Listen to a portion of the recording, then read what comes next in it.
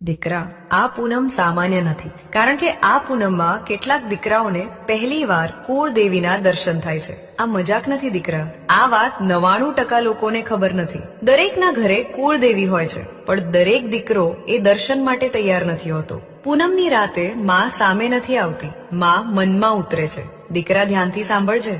પૂનમના દિવસે ઘરમાં મન શાંત રાખજે, ઝઘડો નહીં, દેખાડો નહીં અને કોઈને ખોટું નહીં બોલજે.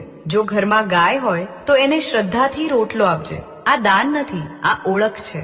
રાત્રે જ્યારે ઊંઘ આવે ત્યારે તારી કુળદેવીનું નામ 7 વાર ધીમે લઈજે. ચામુંડા હોય, મેલેડી હોય, મહાકાળી હોય, જે હોય એ નામ લઈ ચૂપચાપ સૂઈ જજે દીકરા. સપનામાં માં આવે તો આશ્ચર્ય ન કરજે, અને જો સપનું ન આવે પણ દિલ હળવું થઈ જાય તો સમજજે માં તને સ્પર્શ કરીને ગઈ છે. આ ચમત્કાર નથી દીકરા, આ તો કુળદેવી અને દીકરા વચ્ચેનો સંબંધ છે. દીકરા, આ પૂનમ સામાન્ય નથી, કારણ કે આ પૂનમમાં કેટલાક દીકરાઓને પહેલીવાર કુળદેવીના દર્શન